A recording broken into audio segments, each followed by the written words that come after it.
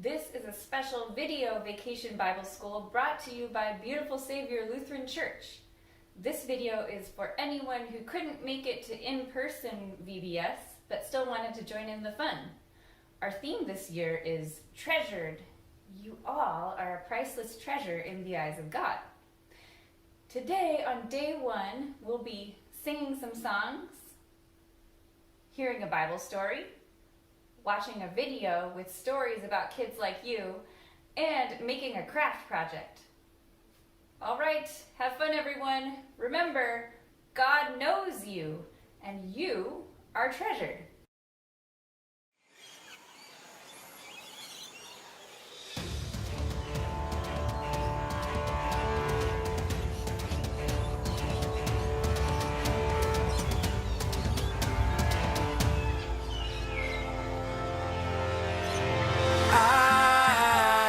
Priceless treasure. God knows me, God hears me, God is my comfort. I am His and there's nothing better, forgiven and chosen forever. I am a treasure.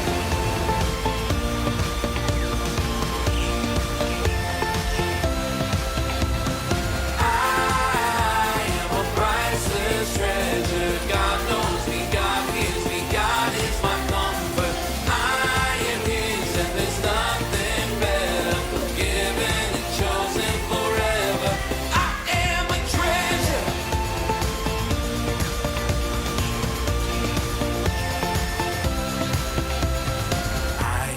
Child of God, I know that I am loved. He hears me when I pray. He always makes a way. I am His and He is mine. I am the prize He came to find. I am a priceless treasure. God knows me, God hears me, God is my comfort.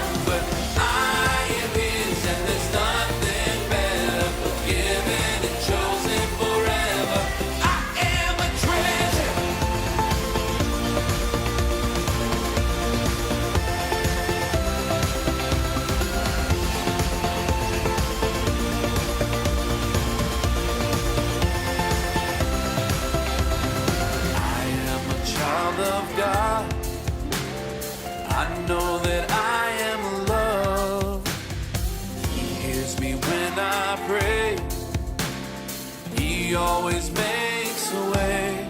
I am His and He is mine, and I am the prize He came to find. I am a priceless treasure. God knows me, God hears me, God is my comfort. I am His and there's nothing better, forgiven and chosen forever. I am a treasure. I am a priceless treasure. God knows me, God hears me, God is my comfort. I am His and there's nothing better, forgiven and chosen forever. I am a treasure.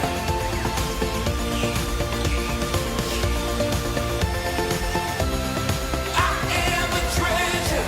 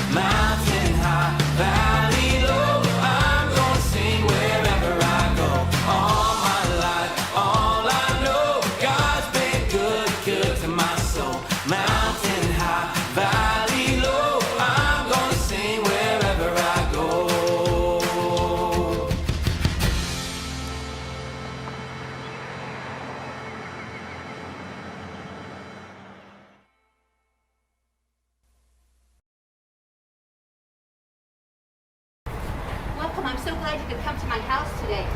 You know, you're in Bethlehem right now, and you know, we just wanted you guys to have a comfortable place, kind of learn a little bit about what's happening right now in the city of Bethlehem.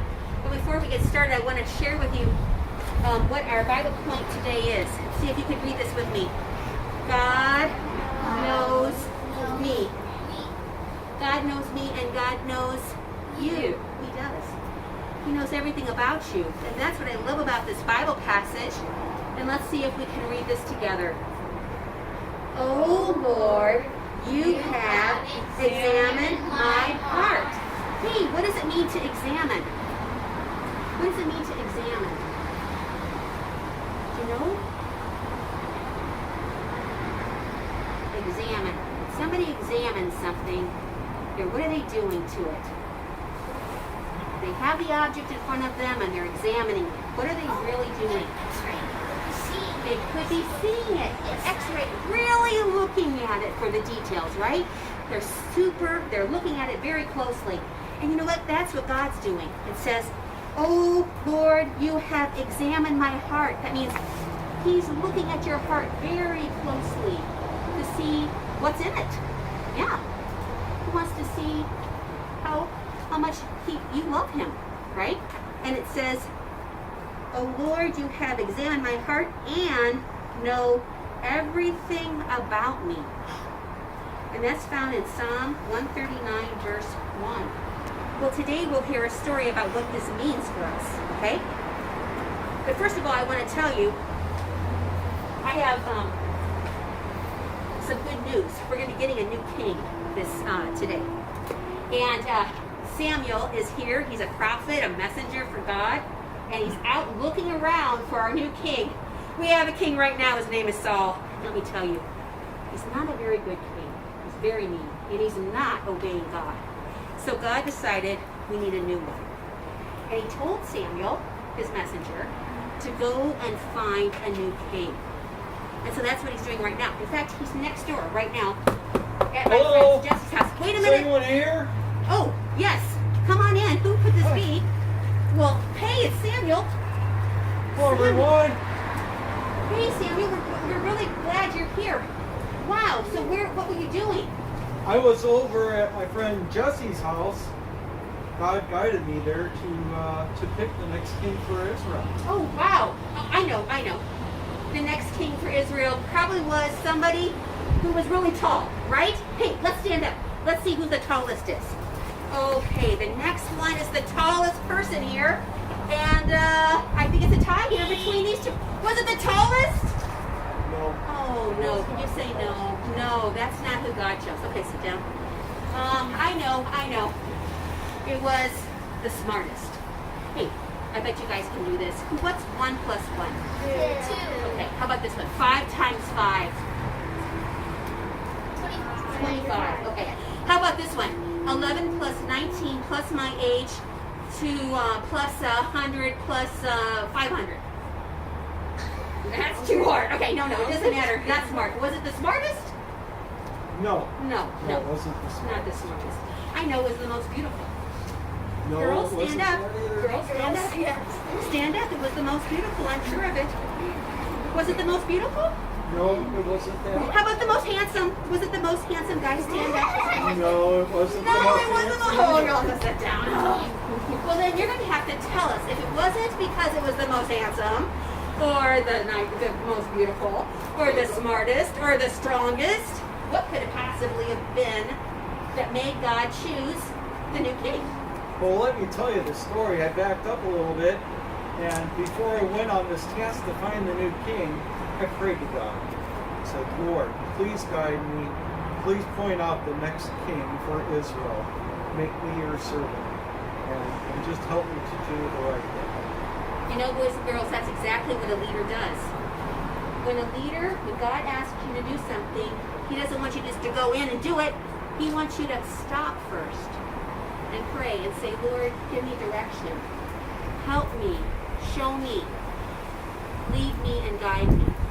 Yeah, He wants us to talk to Him. And then He gives us an answer, right? And let's see what happens, Samuel. So I went in and talked with Jesse, and there were 7 of his sons were in there, and each one of them came to me. And they looked like they would have been good, but God said no. No. And so I talked with each of those 7 brothers, but none of them were chosen by God. Huh. And then I asked Jesse, well, Jesse, do you have any more sons? He says, well, yes, I have one that's out in the field. He's watching over the sheep. I said, well, please bring him in. And so he went out and got his youngest son. Oh. He was not that old, but God said, yes, this is the right person to be the king. And the reason, I said, well, all these other sons had great qualifications. They were strong. They were smart. They were very kind too. But God said, I looked into their hearts. And when he saw David's heart, he knew that David loved him and that he would follow God and ask for his direction. So Samuel, let me make sure I understand this. Out of all the people that you looked for, that God could have chosen, he chose somebody that had a heart for him. Somebody that loved God with his whole heart. Is that right? That is it. Oh, so it doesn't matter how beautiful we are or how handsome we are or smart. Those are great qualities, but what's the most important quality? It's what's in our heart, right? If we love God with our whole heart, we follow him and obey him and listen to him, right? And you know what? That same heart that David had, those are the kind of hearts that you guys have. Your heart can also be filled with his love, and you too can follow him with your whole heart and love God with your whole heart. Now, is that something that you're doing? Is your heart full of God? And that you follow him and love him? Yeah, it is, isn't it? Absolutely. And when we're his children, that's what happens. Our hearts are full of him, right? And we're treasured and loved by him. He takes care of us always. Hey there, friends. Nice of you to jump in for a week of big adventures here at Treasured VBS. Meet my friend Pogo, a poison dart frog. Yep, this little, tiny, colorful creature without sharp claws, a stinger, or fangs is one of the deadliest animals on the planet. But only if you eat him. Some people call Pogo a poison frog, or poison arrow or dart frog. That's because hunters in some native tribes rub their arrow tips on the frog's skin to make them even more dangerous. Poison dart frogs are only about the size of a walnut. They're not big or strong. So how can something so small stay safe? Well, God gave Pogo an easy way to protect himself from bigger animals that might like to have him for a snack. Here in the rainforest, Pogo uses his long, sticky tongue to grab some grub like ants, termites, or beetles. Yummy. That food changes inside his body, turning into a powerful poison that coats his skin. In fact, frogs that grow up in a zoo or cage don't eat the same things, so they're not poisonous. You'll find Pogo and his brightly colored buddies hopping around in rainforests all over Central and South America. They are pretty puny, but God gave them all these awesome colors. Whoa! Some people call poison dart frogs the jewels of the rainforest. Guess that makes Pogo a treasure, huh? And if you still can't see him, just stop and listen. You may think that frogs croak, but he sort of chirps. Listen to this. Their size and sounds are definitely small. Maybe you know what that's like too. Do you ever feel too small to do important or fun things? Does it sometimes feel like you're different from everyone else? Or maybe it feels like everyone else is special or a superstar.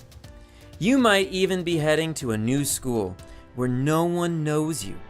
When you feel too small, overlooked, or not very special, remember that God knows you. God knows everything you can do, everything you think about, everything you're going through, every special, amazing part of you. You can treasure God's words in the Bible that say this: "O Lord, you have examined my heart and know everything about me." That means someone always understands you and celebrates who you are, inside and out. God knows you. You are treasured.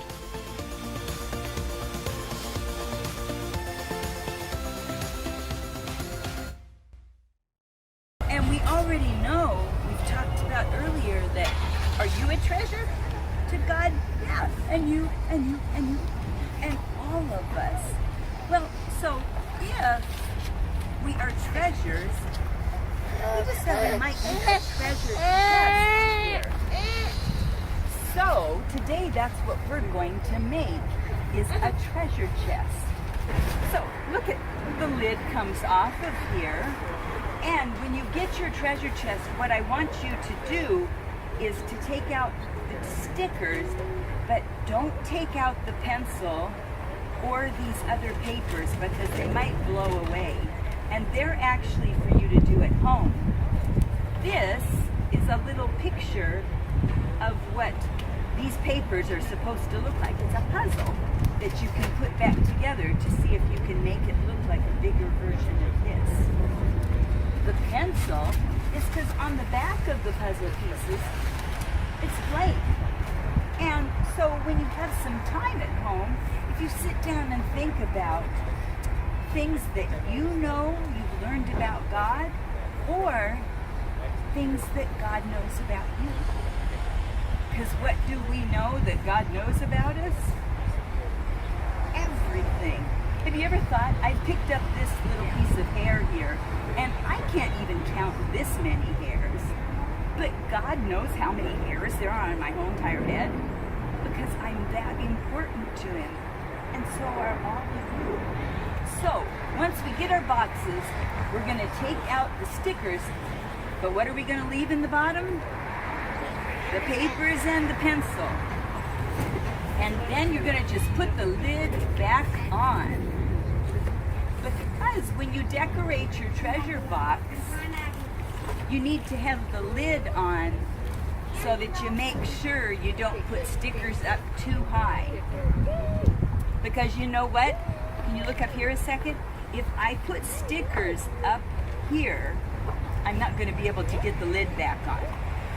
So if I put my lid on, I know where my stickers will fit. Now, there's only like 2 things in this whole stickers that need to go in a particular place. When you open up the bag, you'll see that there's round triangles, and they go on the corners of the lid and of the box for extra support to make our chest extra sturdy. Then also, this orange share his treasure, about the only place it really fits well is on the top. Then otherwise, you can put, oh, we have a frog for Pogo the frog on our box. And if, like one of the boys, Joshua, he said, I'm not really into these stars here. You don't have to put the stars on. And if we don't finish this before it's time, we hear the gong and it's time for you guys to move on, we'll put them in bags and the extra stickers, and you can put on the extra stickers at home. Okay? The last thing is that every day we're going to have a little buddy, and we will put them in your bag every day to go home. But look at, I can store my little buddies in my treasure chest so I don't lose them. And today, what do we have? We have Pogo the frog, and see how he's kind of shiny? Because he reminds us of gems. You know what gems are? That they're very treasured things. And look at Pogo can kind of wave his arm.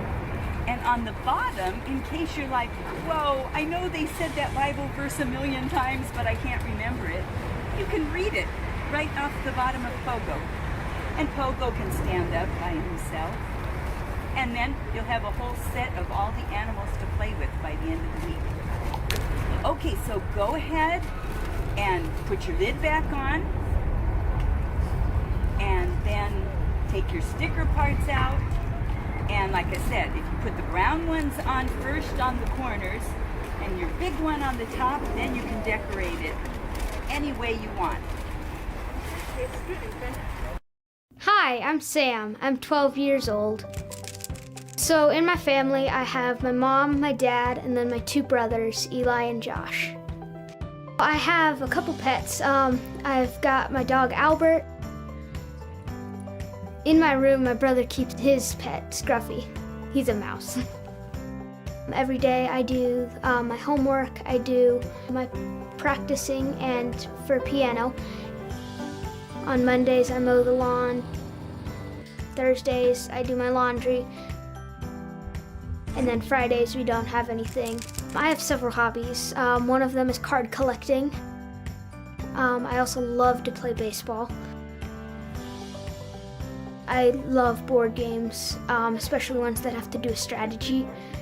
I play a couple instruments. I play the piano, I play the French horn, and I play the trumpet.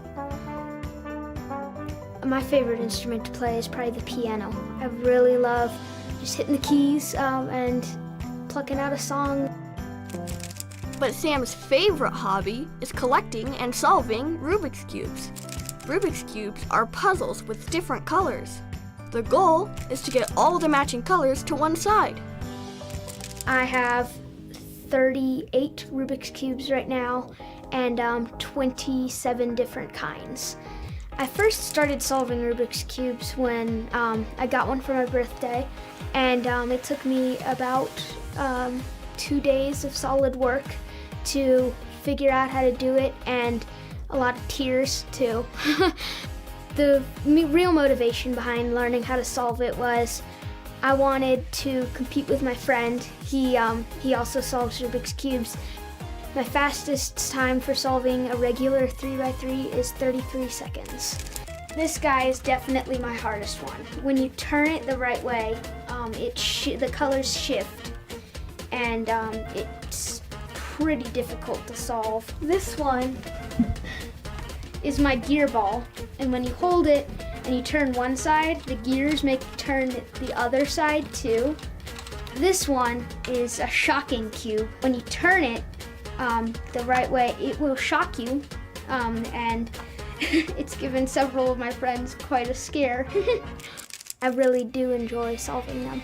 It doesn't take much to learn how to. You just kind of have to be willing to put in the work and the effort to do it.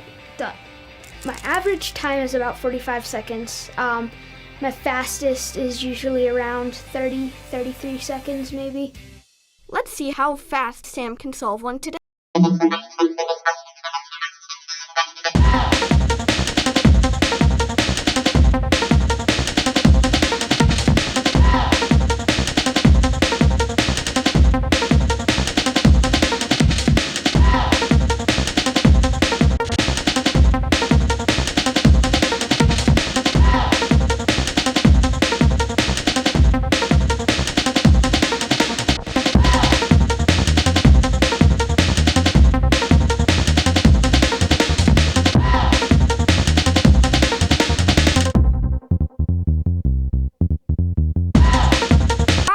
That's fast. So to solve them, there's patterns. After learning the patterns, it really improves my memory. Knowing so much about Rubik's Cubes helps Sam solve them. I know a lot of the history of them, and I know just about everything about them. I know like the inner workings because I've taken them apart and examined them. I've focused on them and learned so many things about them, and that's really important in being able to solve them. Did you know that God knows everything about you? In the Bible, in the book of Psalms, it says, "Oh Lord, you have examined my heart and know everything about me." To me, the fact that God knows me it's very reassuring because I know that whatever happens, it's going to be the best for me, and even if that may not be what I think is the best, it just really shows that God is able to do things that may not seem the best, but always work out best. God knows you. You are treasured.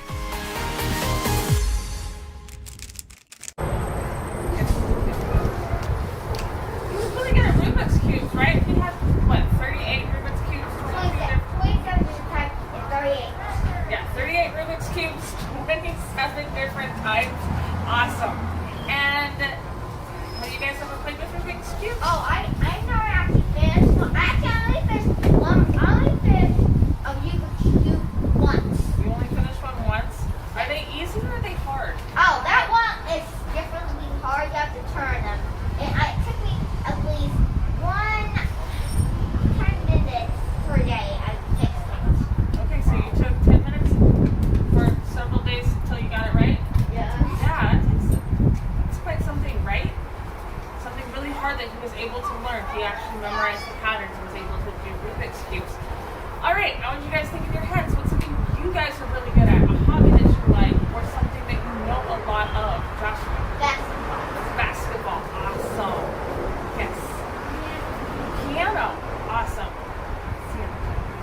Gymnastics. Drawing or swimming? Perfect. I already know how to swim. Okay, basketball, soccer, and running. That's awesome.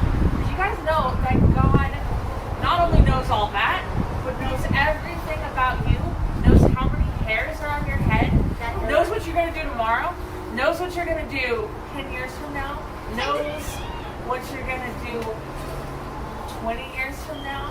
God knows everything there is to know about every single one of you because He created you, right? He made you and He has plans for you. All right, have you guys been to craft yet? Yeah, what'd you guys make in craft? A treasure chest. Awesome. Based on treasure. In my group, you guys are actually going to be getting your guys' treasures that you're going to put in your treasure chest. So if we take a look, does anybody remember that little animal that you guys learned about with Miss Lindsay? Pogo, what was he? The poison dart frog. Awesome. So he's a little jeweled Pogo, poison dart frog. You're going to get one animal for every single day to put into your treasure chest, a little jeweled animal. And then underneath Pogo, we have our Bible verse. So we're going to go ahead and practice that now. But it's all written out nice and clear so you guys can remember it and read it. So if you guys repeat after me, we're going to point up and we're going to say, "Oh Lord." Oh Lord, like kind of like God's above us. So, "Oh Lord, you have examined my heart." So we're going to touch our heart. "You have examined my heart and know," so we're going to point to our minds, "and know everything about me." Perfect. Let's go ahead and repeat that a couple times. "Oh Lord, you have examined my heart and know everything about me." All right, let's do it a couple more times. "Oh Lord, you have examined my heart and know everything about me." Good job. Two more times. "Oh Lord, you have examined my heart and know everything about me." Good job. Two more times. "Oh Lord, you have examined my heart and know everything about me." Good job. One more time. "Oh Lord, you have examined my heart and know everything about me." And that comes from Psalm 139, verse 1. So if we were actually to open up the Bible, it is written there. It is a verse from the Bible coming from Psalm 139, verse 1.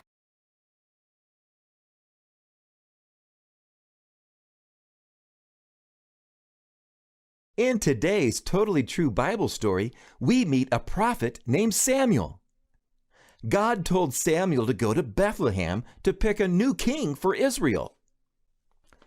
So Samuel went to see a man named Jesse. Maybe one of Jesse's kids would be the new king.